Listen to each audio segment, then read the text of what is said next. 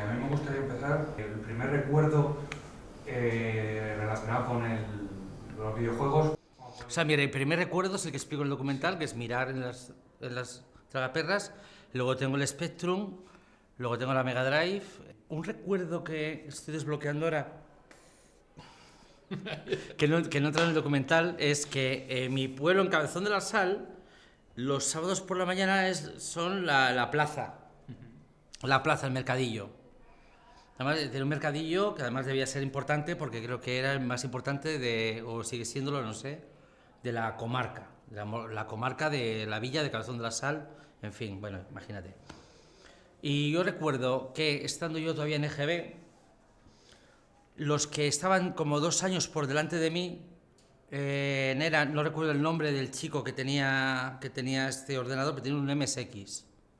Un MSX era una burrada por aquel entonces. Yo no tenía el Spectrum todavía. Era yo mi niño. O sea, yo sabía que había gente con ordenador en casa y este chico en concreto tenía un MSX, que era como la cosa más sofisticada por aquel entonces, con un Mario Bros. Y él, que esto es completamente ilegal, y él con su hermano se llevaron el MSX a la calle con un cable que tiraba desde el balcón de su casa para cobrar partidas a la gente que pasaba de largo. Claro. Entonces, claro, es una cosa que es fascinante, que es convertir el negocio, ¿no? Que es un poco lo que, ¿no? Es lo que hacen ahora los streamers, Sí. pero acumulando monedas de 5 pesetas, Claro. los niños que pasaban por la calle junto a tu casa y dejándoles jugar, y además que creo que cobraba por minutos. O sea que estaba... Está con un cronómetro al lado. ¿Qué hubiera pasado si juegas 5 minutos al MSX en la calle, en mitad de la calle llena de gente, y él te quiere quitar el mando y no lo quieres soltar? Igual Claro. te pega. Claro, Te pega. Sí. Que mi tío pertenecía a la generación que engañó a sus padres con lo del ordenador para trabajar, o sea, como la primera. Sí. Entonces mi tío tenía un Amstrad y recuerdo específicamente que no quería que tocara el ordenador, así que hizo como un... O sea, yo ponía Rubén y me salían los 3 juegos a los que podía jugar. Eso es como... Pero era muy pequeño yo ahí. Cuando ves el documental, la forma de desarrollar el documental es como si fuese una reunión de amigos, ¿no? Y está muy bien porque transforma, ¿no? La nostalgia, los recuerdos que tú tienes en un repaso por toda la historia de los videojuegos, de las consolas en España. Claro, cómo es mezclar algo que puede ser autobiográfico con algo que muestra una realidad. Creo que la forma más eficiente de transmitir información es contarla de forma distendida. Quiero decir que al margen del truco que supone que sea una cosa autobiográfica para poder repasar cosas a las que no podríamos llegar de otra forma. Claro, y de esta manera tampoco tenemos por qué contarlo todo. Eso o sea, por si no habría manera. O sea, el tiempo que duraba el documental, imagínate, si no metes el componente autobiográfico, tienes que hacer como un repaso. Sí, que sea la experiencia de Nacho es como la diferencia entre una chapa y que un amigo te cuente una anécdota, que al final es lo que es. Y que es lo que intentamos también mantener en las entrevistas, que es una cosa una cosa que traemos de los Felices 20, que es donde trabajamos juntos. Era el permitir que el invitado se sintiera muy poca presión. Es un poco la filosofía que rodea los podcasts y etcétera, etcétera. Claro, Nacho, tú tienes una carrera dilatada con cortometrajes, largometrajes, videoclips. ¿Es tu primer documental? Es verdad, sí. Primer documental. Pero es un documental que va sobre los videojuegos, para mucha gente es una manera de contar historias. No sé si tú, como estás relacionado con, digamos, el séptimo arte, podrías considerar, digamos, los videojuegos el octavo arte. ¿En los videojuegos son el octavo arte? Yo creo que es más... Porque si los cómics son el noveno arte, y los cómics se establecieron como arte antes que los videojuegos... o sea, sé que los cómics son el noveno, pero el décimo... Están los primeros 15. Los primeros 15, ¿no? Claro. ¿Y cuál es si el videojuego son el 15º arte, quién está justo antes? Ya. Las pegatinas. El velcro. El velcro. Hay mucha gente que puede no considerarlo. ¿Qué les decir? O sea, hay mucha gente, de hecho, ¿no? En el documental sale también como unos padres casi que prefieren que el hijo lea, vea Sí. una película, serie, pero claro, ¿qué opinan tenéis al respecto? Bueno, yo creo que hay que espabilar un poco también, ¿no? Quiero decir, tienes que saber lo que te rodea, cuáles son las formas de expresión cultural y este debate sobre si tienen un valor cultural por sí mismos. Es como una cosa como que bueno, O sea, hay... Volviendo a las películas, si para que veas una película, al margen de que te interese lo que cuenta, tienes antes que tener claro si eso es una forma legítima de expresión, entonces ¿qué clase de espectador eres? O sea, es como, no sé. Sí. O sea, Es que yo no veo películas porque todavía no sé si son arte. Claro, Entonces, claro, es muy loco eso. Claro. Entonces, si alguien no juega videojuegos, no por pereza, sino por el no convencimiento absoluto de que si eso es arte o no, digo, Sí. pues esa persona, no sé, Claro. esa persona no nos está viendo aquí ahora mismo, o sea, está haciendo otra cosa, está en el Louvre ahora mismo. El Louvre. está muy bien porque, claro, todo el mundo tiene en mente las grandes empresas relacionadas con el videojuego, que la mayoría o son japonesas o son de Estados Unidos, pero también el documental nos sirve para darle valor al talento que hay aquí relacionado con los videojuegos, ya sea empresas como Dynamic, como Herbe. Entonces, ¿no creéis que sirve para poner en muestra que aquí hay talento también? Bueno, y no solamente eso, sino que yo creo que siempre que en España hemos visto el cine español, yo creo que siempre hemos partido de que el cine español es un subconjunto del cine. O sea, nunca hemos visto el cine español como el cine por defecto. No sé si me explico bien. O sea, como que en una visión también hablo de la concepción popular del cine, ¿no? Como que el cine español es una estantería específica dentro del videoclub. Sin embargo, el videojuego español tenía la misma presencia o más que el videojuego de cualquier otro país. Porque era un momento en el que las compañías indies eran a la vez el mainstream, porque no había otra cosa. O sea, que las compañías que nos traían las licencias de por ejemplo, películas como Top Gun o Robocop no eran compañías más grandes que las que había aquí en España. O sea, que eran todos pequeños, por lo tanto todos eran grandes. Pertenecéis a dos generaciones diferentes, entonces habéis visto la evolución de todo este mundo.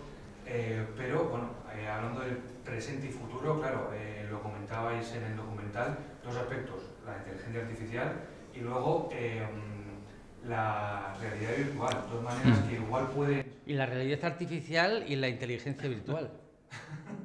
Que no, se puede mezclar todo esto. Claro, eso puede llegar un momento a comerse, bueno, ya no solo el videojuego, todo, pero como estamos hablando de este mundo, no sé si pensáis que hay que tener cuidado o hay que aprovecharse. Yo creo que la inteligencia artificial tiene un recorrido muy corto, creo que además es una cosa que se ve. O sea, quiero decir que no estamos como en este momento inicial de shock y de sorpresa a la hora de ver que un ordenador te contesta de una forma más o menos coherente, sino que ya estamos viendo las limitaciones claras que tiene, el tipo de estafa específico que es, y creo que el cuidado que hay que tener con la inteligencia artificial es que haya alguien que se crea más listo que tú y que intente venderte algo que realmente no tiene el valor funcional que dice que tiene. Claro, todo esto se puede decir lo mismo hace unos años con la cocaína. ¿No? Hay que tener cuidado, ¿no? Hay que saber enfocarlo bien, hay que saber tener claro qué recorrido tiene y hay que ser adultos al respecto. Sí. Pero dudo que la inteligencia artificial tenga la pregnancia cultural y la influencia por ejemplo, en la música que ha tenido la cocaína. ¿No? Sí. Y bueno, respecto a la realidad virtual, pues todo lo que sea un medio extra en el que poder contar cosas está bien. Ya, pero tener un cacharro extra en casa es que es un problema ese. Claro, bueno, ahí... No te apetece mucho desempolvar las gafas, limpiarlas con el pañito, te las pones, ajustártela, ver que la cabeza ya te sigue creciendo. Además, si no tiene ajuste de dioptría, todo empañado eso es una cosa. Claro, en el documental, por ejemplo, Nacho, claro, tú explicabas, ¿no?, de la manera en que empiezas con este mundillo, que es viendo a gente jugar, que hoy en día eso es un trabajo. Sí, sí, exactamente, sí. Claro, eso como alguien que ha vivido un poco toda la evolución, que no sé qué te genera. Pues es que lo cuento en el documental. Es que es lo que, de lo que hablamos, casi que es un poco la tesis de fondo, ¿no? De cómo al final, estamos como dándole una dimensión distinta a la misma situación. Si vuestros hijos dijesen, papá, quiero ser streamer o youtuber. Yo es que si tengo un hijo me voy a la selva con él y le prohíbo. Yo no voy a vivir con él como si nos hubieran criado unos lobos a los dos. O sea, va a ser un niño salvaje, aunque tenga padre. Claro. Voy a ser un padre salvaje con un hijo salvaje. Y cuando tenga 16 años le voy a de repente abrir el armario de la realidad y dice, mira, videojuegos. Aquí está todo. Para que flipe, porque claro, si lo tiene desde niño, yo por ejemplo ahora que convivo con niños que desde que nacen ya viven en entornos cinematográficos, ¿no? El hijo de un director de cine, y yo digo, este niño no va a sentir nunca la fascinación que pude haber sentido yo en un momento dado. Entonces yo a un niño no le quiero quitar eso, pues, o sea, se lo voy a quitar todo para dárselo de golpe, pum, con 18 años, y que flipe. Imagínate llegar a los 18 años sin saber que existen los videojuegos. No es increíble. Sí, y de repente no es como en nuestro caso, que no el ordenador viejo, no. Hasta los 18 años en la selva del Amazonas y de repente, pum, PlayStation 5, gafas de VR, está bien. La pistola, todo de golpe. Que flipe, pero que flipe muchísimo. Vale, pues ya estaría. Muy bien, muchas gracias. Por el primer recuerdo vuestro que tengáis relacionado con el mundo de los videojuegos.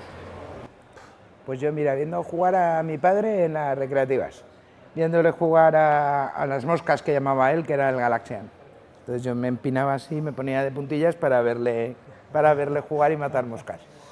Yo creo que la Spectrum, tengo recuerdos, pero era demasiado pequeño. El primer recuerdo que después se me hace en la cabeza, yo creo... ¿Cuándo es el Doom?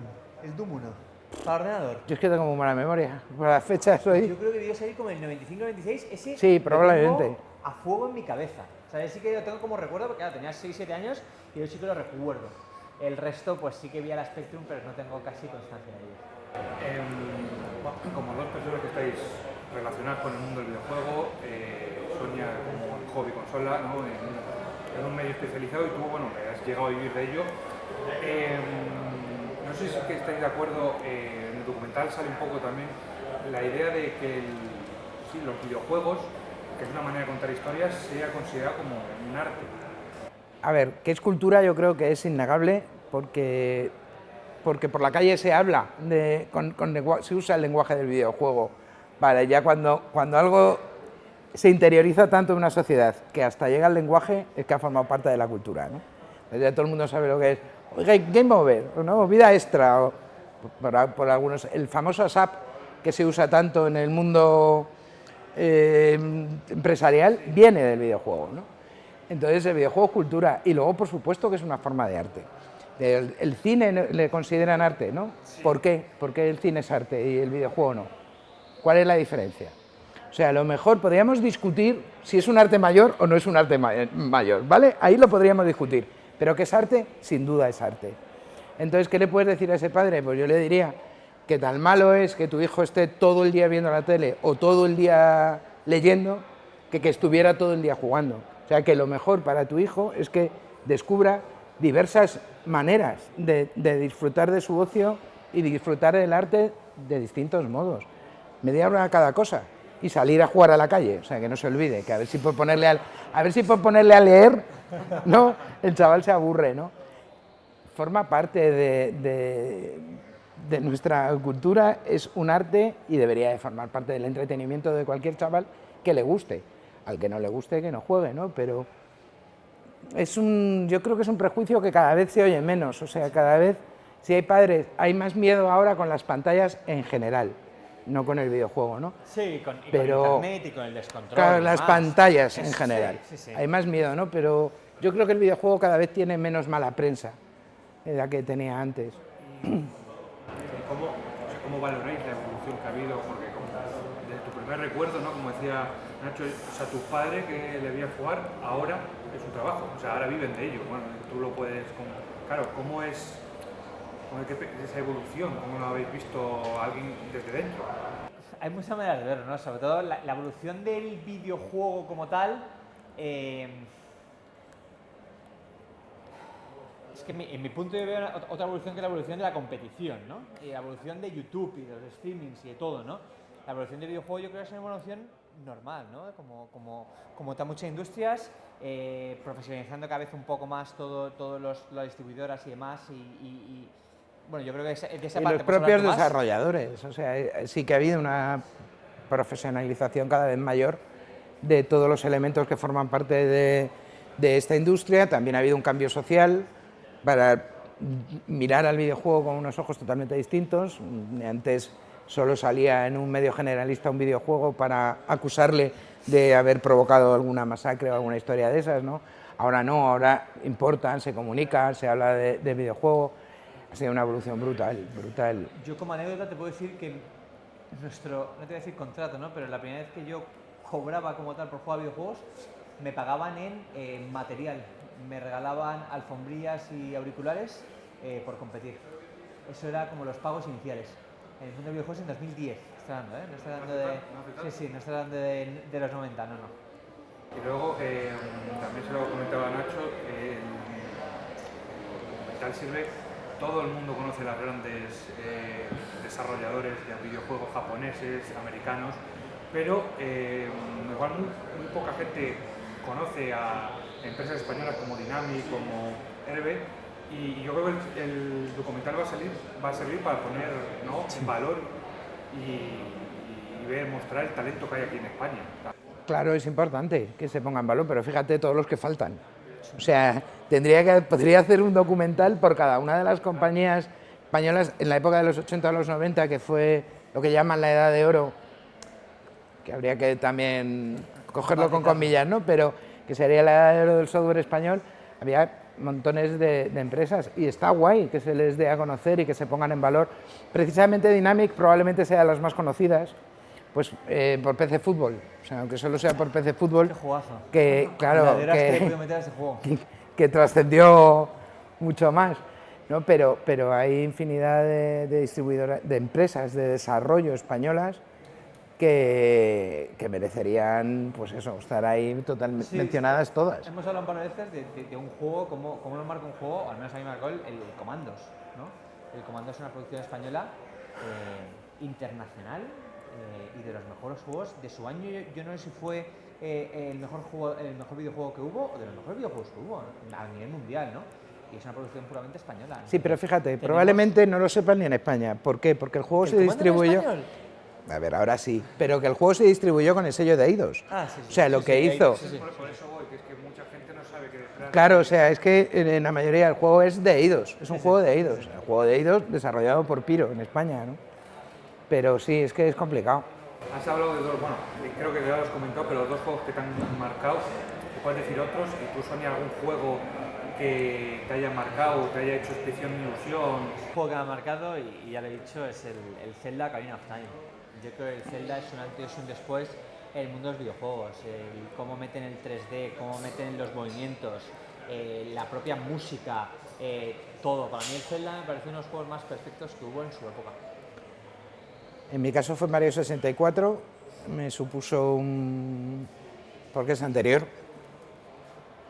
Fue el primero, pero fue el primero, Mario 64, para Nintendo 64. Por eso, por la introducción de las 3D. Luego me impactó así, con los ojillos que se me salían de Tomb Raider. Me pareció la bomba Resident Evil, con ese toque adulto de gore, de terror, eso que era en consolas. Digo, ¡hola! Es una evolución, ¿no? Ya no son para niños. Metal Gear, por lo mismo. Antes era más, has dicho lo de los ojos, ¿no? Creo que era más difícil que un juego impresione.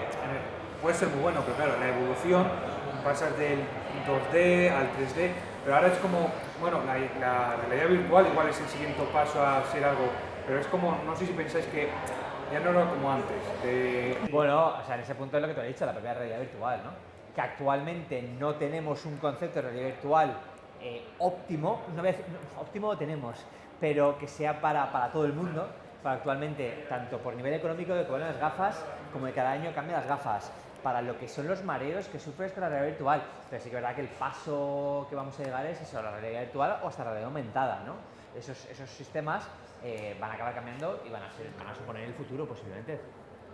Sí, es que ahora mismo los últimos cambios de generación, en realidad lo único que nos han supuesto es más gráficos, ¿no? Es como en el cine más explosiones, ¿no? Es una película que exploten más cosas y que te caigas de una montaña más alta, ¿no? Pues en los videojuegos han entrado en esa dinámica también, ¿no? Es más cast, más rayos. El problema es que a un chaval ahora de 18 años le pones, me marcó mucho el primer Star Wars que salió, por ejemplo. Claro, le pones tú a jugar a eso y dices... Entonces, creo que han perdido un poco esa emoción. Ten cuidado con qué le pones a jugar. O sea, hay juegos, ahora mismo hay juegos clásicos que siguen siendo igual de disfrutables que lo fueron en su momento. Y eso es porque están bien diseñados. Tú ponle a jugar con un Link, el de Super Nintendo. No es que me sale Link Awakening, pero no. El Zelda de Super Nintendo, A Link to the Past. ¡Qué momento! Tú ponle a jugar a Link to the Past. Es un juego de Super Nintendo. Te aseguro que le va a gustar. Porque el juego está tan bien diseñado que no hace falta que tenga más florituras para que mole un montón. De verdad. A día de hoy, aún consumo los primeros Pokémon. Para mí los primeros Pokémon, que no vamos a hablar nada de Pokémon, para mí siguen siendo obras maestras y son juegos de Game Boy. O sea, son juegos... Claro, pero están bien diseñados, sigue siendo el mismo juego de ahora, que el Pokémon de ahora, que el Pokémon de los 90. Y prefiero mucho más los antiguos, 1000 veces más. Entonces, es una cuestión de que el juego que tú le quieres poner, joder, es como las películas, si nos fuéramos a las películas igual. O sea, hay películas de los 80 que dices... Pero hay otras que dicen, me las vería una y otra vez, ¿no? Sí. Y no se hace nada parecido ahora mismo. Mira, en el cine pasa lo mismo. Por ejemplo, yo Tiburón es una película que revisito continuamente, me encanta. Yo no soy cinéfila especialmente, ¿eh? Yo Tiburón, me encanta Tiburón. Fíjate, los efectos especiales, que les falló todo. ¿Sabes qué tenían? Pero estaba bien hecha. Y entonces sigue gustando. Pero ves otras películas de la época que dices, ahora que están saliendo, ¿cómo me pudo gustar a mí, no? Las de Jurassic Park es lo mismo. La primera Jurassic Park era más no poder. A ver, con Jurassic Park no te metas. Pero es que lo que ves ahora... ¡No te metas! Que es que la primera es la mejor. La primera es la mejor. A mí la primera es la que más me gusta. Sí. Que todas las nuevas son una mierda en comparación con la primera. Ah, no, vale, que te estás metiendo al revés, bien. Claro, estoy diciendo que la primera es la espectacular. Es un error de pensamiento que los jóvenes de que lo antiguo... Nada. No, el dinosaurio cada vez más grande, ¿no? Jurassic Park ese. Y la que más mola es la primera. Literal. Y te diría que el libro mola más, pero bueno. Eso no he leído, mira. Joder, ¿no? Yo leí, claro, yo iba al cine emocionada porque me había leído la novela y me había encantado. Pues ya estaría. ¿Ya estaría? Muchas gracias. Sí, muchas gracias. Muchas gracias. Igualmente, ¿eh?